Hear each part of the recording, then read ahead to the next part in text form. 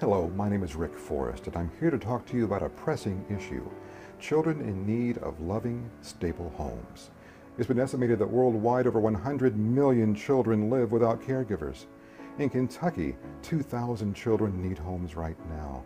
And in 1 year, Kentucky had over 18,000 documented cases of child abuse and neglect. Do these numbers surprise you?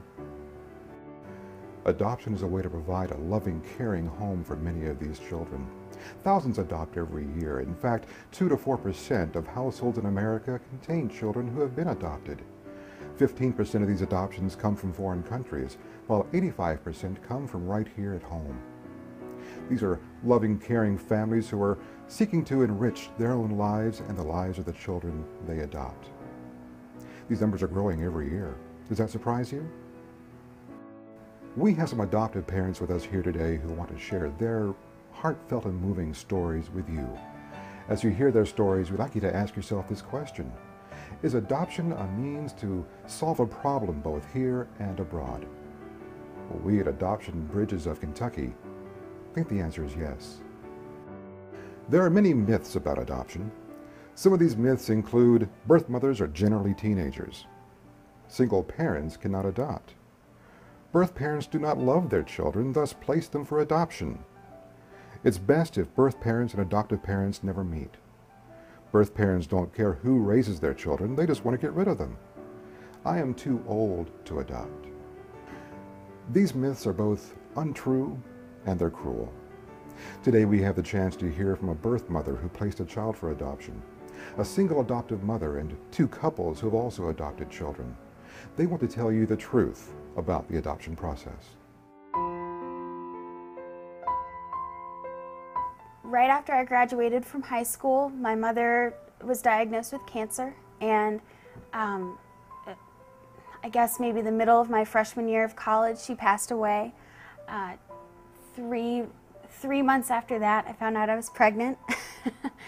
And it was just a really overwhelming time, and there was just no way that I was going to be a parent. So we found the adoption agency and talked to Carolyn, and she showed us some profiles, and she said, you know, there's no pressure, you don't have to do this, but here are the people that are available. The unrealistic decision would have been to be a parent.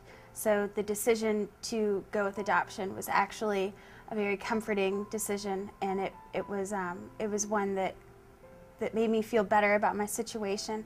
Adoption seemed unrealistic to us because, first of all, we were unfamiliar with the process. We feared a lot of things about adoption. We feared whether or not we would bond with a child that wasn't biologically ours. We wondered how we would raise a child that was not biologically ours. I assumed that being single, I would wait a really long time, and I also didn't have a lot of extra money lying around. Both of us being over 40, we thought we would never going to be chosen as by the birth parents, so we thought this was basically ruled out. Everybody told us that there are simply not too many infants available for domestic adoption, so we thought there was no chance. And I just had a lot of concerns and fears about exposing our biological daughter. We have an older daughter that's age right now, and whether I wanted to expose her to an adoption or try to have another biological child.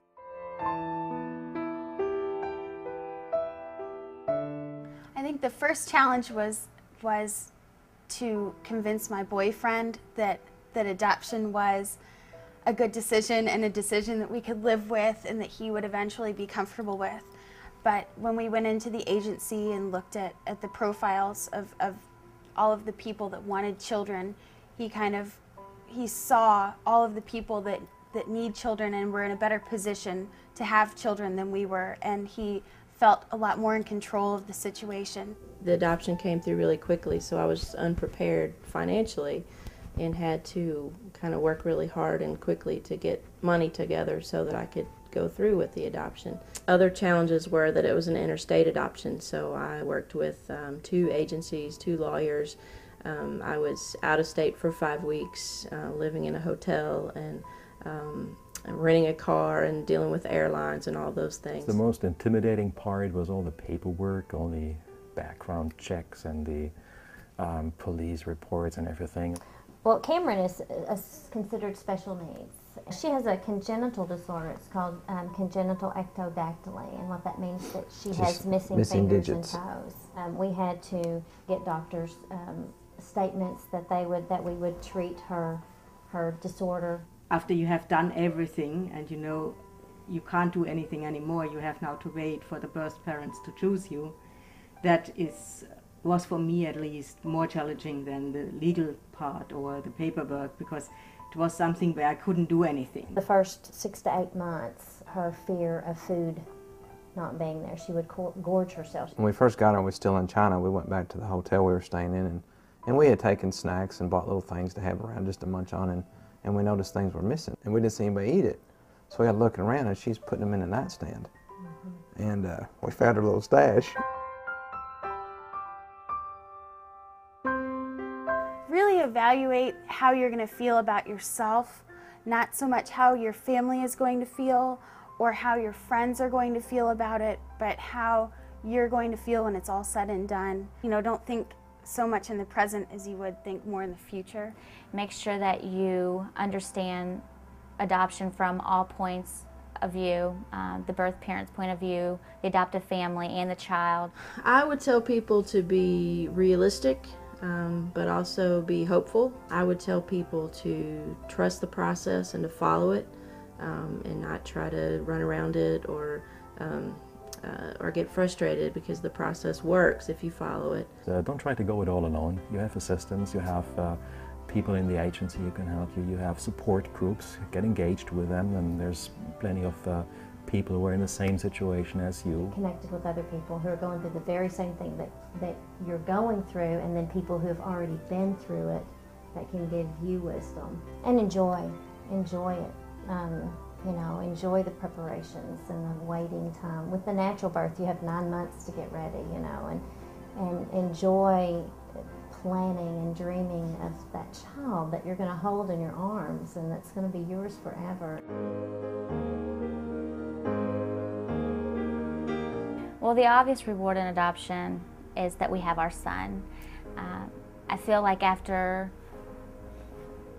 much time going through fertility treatments and wanting to be a parent so badly that you feel like you may never be awarded that joy of having a child.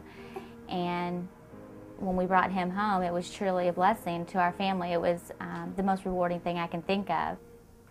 Having faith. It's the biggest reward you can imagine. Having her around, she really turned our world upside down, and it's more or less really the biggest reward. Just seeing her in the morning when she wakes up and she smiles at you, it's like the sun goes up. For me, it's fulfillment of who I think I was created to be. I've always felt like I wanted to be and would be a good mom. It didn't happen for me in the traditional way, through marriage. Incredible. We were there for 2 weeks and to experience her culture and to see her country, and we did get to visit her orphanage. They do not allow you to go into the orphanage setting, but they brought her friends down, and we were able to take gifts to her friends at the orphanage. Yeah, we got to visit the place that she was found, and it was 3 years to the day. The thoughts of knowing that she's here in America and she's going to have any and every opportunity that we can provide for her, and that she is no longer in an orphanage situation. What hurts our heart is that the ones we left behind is out there. You know, it was easy bringing her home, and it's easy loving her and raising her, but it's very hard to leave the ones behind.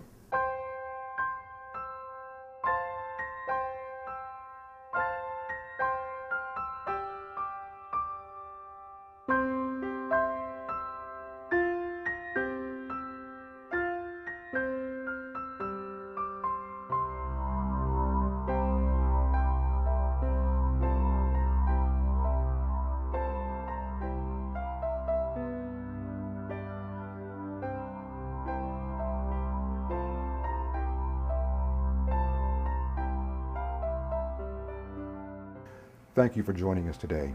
I hope we've answered some of your questions, perhaps dispelled some myths you might have had, and given you a chance to reconsider whether adoption is right for you. If you have questions or concerns, please contact Adoption Bridges of Kentucky at the website or telephone number you see at the bottom of your screen. Once again, thank you for being here.